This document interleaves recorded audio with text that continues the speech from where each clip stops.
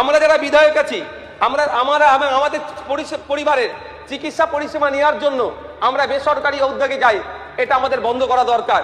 কারণ এই ধরনের রিপোর্ট দেখা গিয়েছে বিগত 17তম বিধানসভায় একটি বিধায়ক তার স্ত্রীর সন্তান হয়েছিল, তার সন্তান প্রসবের খরচ 6 লক্ষ টাকা দেখিয়েছিল, পেপার পত্রিকা এসেছিল। তাই আমি আশা করব যে সরকারি উদ্যোগে আমরা বিধায়ক, আমরা যদি সরকারি পরিষেবা থেকে দূরে থাকি, তাহলে আমাদেরকে যারা পাঠিয়েছে জনপ্রতিনিধি হিসাবে পাঠিয়েছে, আমাদের ভোটার জনগণ তাহলে সরকারি পরিষেবামুখী কিভাবে হবে?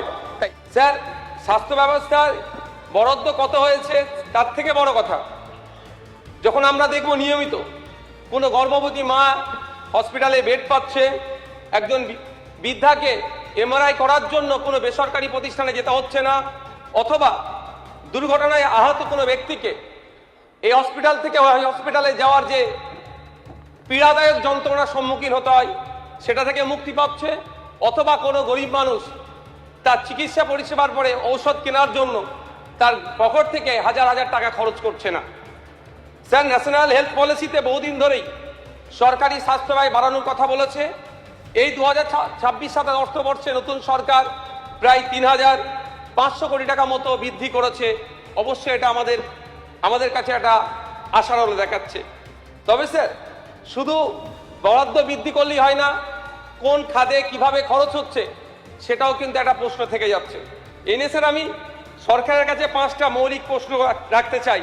প্রথম প্রশ্ন, এই বাজেটে চিকিৎসক, নার্স, স্বাস্থ্যকর্মী যে শূন্য পদ আছে তার পূরণের জন্য নির্দিষ্ট কর্মপরিকল্পনা কোথায়? কারণ স্যার, আমরা যদি দেখি central bureau of health intelligence তথ্য অনুযায়ী 78,000 রেজিস্টার্ড অ্যালোপ্যাথি ডক্টর ওয়েস্ট বেঙ্গলে আছে, কিন্তু সেখানে মাত্র 17,692 জন সরকারি পরিষেবা দিচ্ছে বা সরকারের সাথে যুক্ত আছে।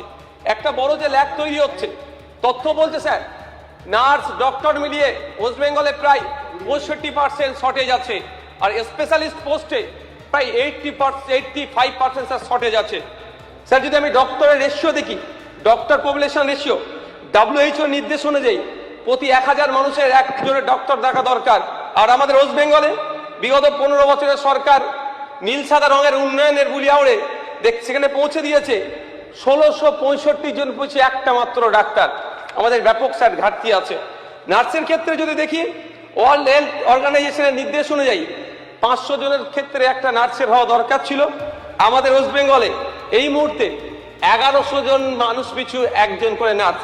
কিন্তু এমন অনেক প্রচুর নার্স আছে যারা তাদের নিজস্ব উদ্যোগে রাজ্যের মধ্যে থেকে বা রাজ্যের বাইরে থেকে পড়াশোনা করেছে, কিন্তু তাদেরকে এখনো তাদের সেই সুযোগ দেওয়া হচ্ছে না। এদিকে কিন্তু নার্স পপুলেশন রেশিও বেড়ে যাচ্ছে।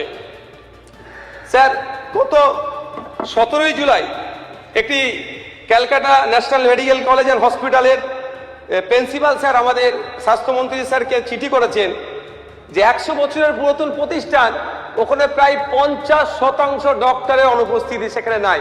এই আমাদের স্যার স্বাস্থ্য ব্যবস্থা, এটার থেকে পরিত্রাণ বাংলার মানুষ পেতে চায়। এর থেকে মানুষ স্বাস্থ্য পরিষেবা যাতে বেটার পায়, তার জন্য আমরা স্বাস্থ্যমন্ত্রী তার কাছে আমি আবেদন করব।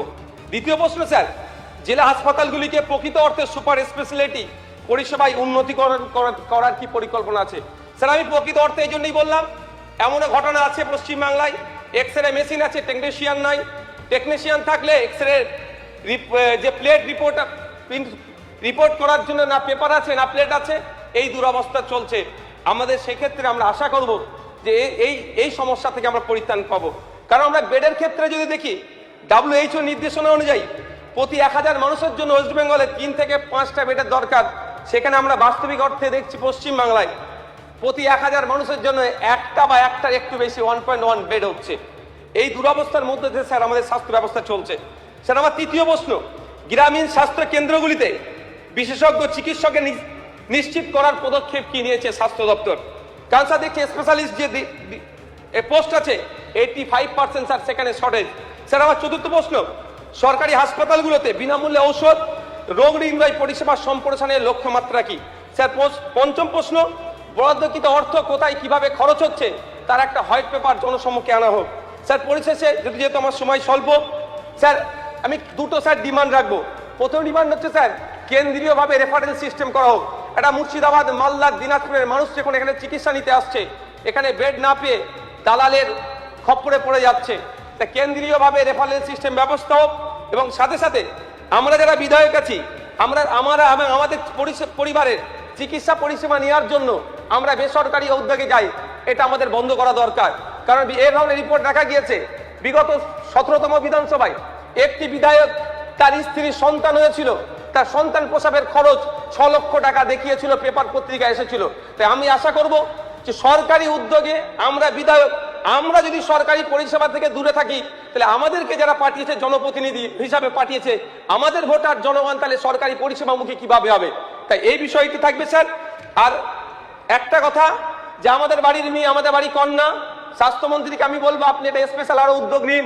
অভয়াকে যেভাবে তার প্রতিষ্ঠানের মধ্যে ডিউটিরত অবস্থায় তাকে খুন করেছে, যারা যারা যুক্ত একটা হলো ছাড় পাই, দ্রুততার সাথে শর্ট টাইমে আমাদের বাড়ির কন্যা অভয়ের বিচারের ব্যবস্থাও